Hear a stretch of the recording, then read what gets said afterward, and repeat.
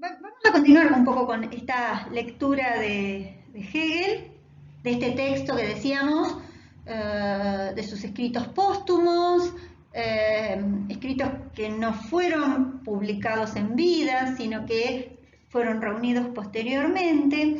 Y me parecía interesante recurrir, sí, a esta importancia de lo negativo, ¿no? Escribe un prefacio, ¿no?, a la primera edición de la Ciencia de la Lógica, que es una obra que sí publica en vida, y en él plantea de alguna manera este alma de la dialéctica, ¿no?, el tema de lo negativo, ¿no? Dice, y cito el texto de Ciencia de la Lógica, dice: la vida parecía transformarse en el alegre mundo de las flores, entre las cuales, como se sabe, no hay ninguna que sea negra. De modo que podemos, inicialmente, señalar a lo negativo como esa flor negra, ¿no? Como la flor maldita, como eso... ese alma del proceso histórico, ¿no? Entonces, esta idea, ¿no?, este modo en que la sustancia del desarrollo, y es el modo en el que el sujeto se piensa, ¿no? De alguna manera lo que él busca es superar estas contradicciones permanentes entre lo universal, lo absoluto, lo histórico, ¿no?, entre lo finito y lo infinito, entre el ser y el no ser. Dice, bueno, a lo largo de la filosofía siempre aparecen estas contradicciones. ¿Cómo supero esta contradicción, no? Podríamos decir que el desarrollo de la historia humana es el desarrollo de un sujeto que en tanto se desarrolla se sabe, ¿no? Entonces, ¿cómo podría, a ver, y esto se vincula a esa primera etapa más religiosa, más teológica que tiene Hegel, ¿cómo podría conocer lo infinito siendo finito, ¿no? Es decir, de menos a más, va a ser complejo, ¿no? A la larga es este vínculo entre lo universal y lo particular, ¿no? Y ahí aparece que les va a pasar, que van a encontrar ejes y referencias, porque Hegel posteriormente va a tener, bueno, todo un periodo de lectura de una primera generación más influenciada por la interpretación de estos primeros textos e incluso, bueno, la lectura del mismo Marx. Una segunda época más ligada a un neoidealismo, en especial en el siglo a fines del XIX, principios del XX, influenciada por Croce, por otros autores, e incluso después de la Segunda Guerra Mundial aparece toda una relectura de seminarios, de estudios de los textos de Hegel, seminarios en donde, bueno, van a participar Lacan, Sartre, es decir, hay una presencia, ¿no?, de actualidad de estos textos hegelianos en la filosofía contemporánea. Por eso decimos, es esta bisagra para comprender la filosofía contemporánea. La importancia que él va a observar en la estética como fase inicial, ¿eh?, del espíritu absoluto. Y acá me parece interesante cómo él, recuperando esta idea de la negación que decíamos, recupera la contradicción, ¿no? Como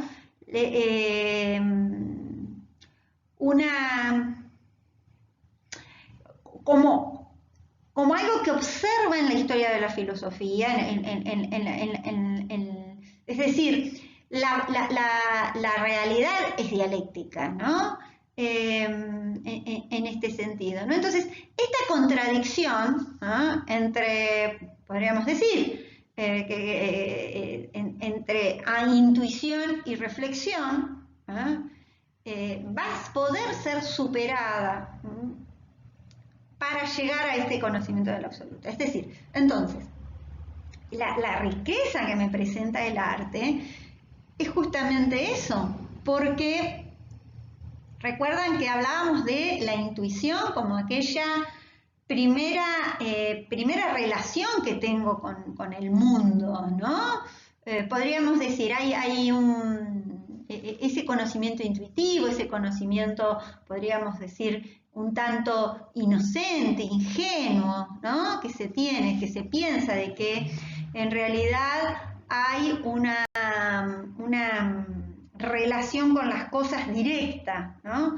Bueno, él está destruyendo esto, es decir, no habría posibilidad de esta relación directa con las cosas, de una relación intuitiva con lo que nos rodea, ¿no? Frente a eso, ¿no? La negación, ¿no?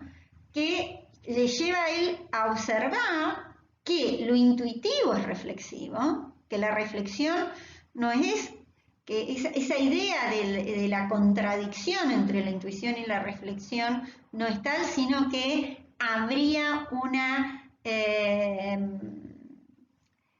una superación de esa contradicción, y es a partir de esa superación de la contradicción que él propone en uno de sus textos básicos, en donde va a plantear justamente esta idea de cómo llegar a reconocer esto, es decir, que hay una reflexión, por más que la persona venga y diga, no, yo me conecto con los objetos en forma directa. Ajá, bueno, a ver, ¿qué cosa más ligada a mi vínculo con el mundo, que sería decir, bueno, aquí está este libro, ¿no? Pero ya aparece en la misma frase el aquí. El aquí es un deítico de los más comunes, pero sin embargo es de los más universales. Es un término que se usa, que a simple vista parecería de lo más concreto, sin embargo es de los más abstractos, ¿no? ¿Qué hay detrás de lo que yo entiendo por aquí está este libro, aquí hay un libro, aquí está el libro, aquí hay un libro, ¿no? Es decir, ¿qué hay detrás de ello, ¿no? Entonces, en esa idea desde el sentido común, y no es un término que usa Hegel, ligada a lo intuitivo y al reconocimiento de lo intuitivo, Hegel va a decir, bueno, en eso intuitivo está lo reflexivo, ¿no? ¿Qué hay detrás, no? Se da cuenta de que hay algo más allá, que es lo universal. Lo que concebimos como en sí es producto del entendimiento. Uno se da cuenta que las leyes están ahí porque el sujeto las ha puesto, ¿no? Es decir, el mundo es producto de este espíritu absoluto. ¿Y cómo conozco ese espíritu absoluto? Bueno, se me manifiesta a partir del arte. De allí la importancia que va a tener la estética. Comenté que les iba a recuperar estos ejes de este texto del Sistema de las Artes. Estética y Sistema de las Artes son parte de la segunda parte, en donde él venía tratando, dice, cuando inicia el texto, dice, la primera parte de la ciencia que estudiamos tenía por objeto la idea general de lo bello, que es lo que estuvimos analizando, ¿no?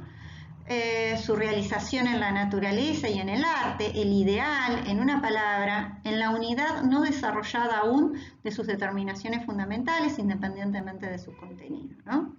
Entonces, acá, como una segunda parte, va a decir, bueno, ya diferenciamos lo que es lo bello artístico de lo bello natural, que es lo que ustedes estuvieron analizando.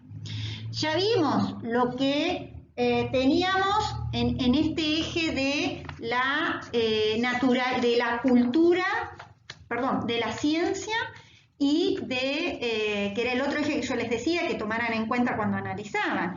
Esta diferencia que él marca entre el arte y la ciencia, ¿no? Y entonces yo les decía, ármense un cuadrito, ¿no?, sobre ello y estas diferencias, ¿no? Porque a él lo que le interesa es recuperar lo que es la belleza artística, ¿no?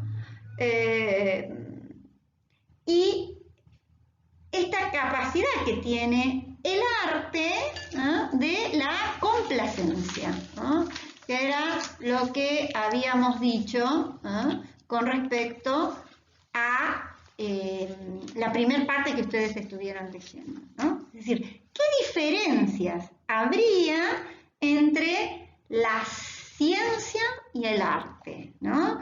¿Qué términos distintos tiene uno y el otro? Y en ello esta distracción del espíritu, esta superfluidad que parecería, ¿no?, esta complacencia que genera, porque el arte que se presenta como arte bello pertenece a la apariencia, ¿no? Entonces, y ahí la pregunta, ¿no?, de Hegel sería, ¿es posible hacer una ciencia de las artes? ¿No?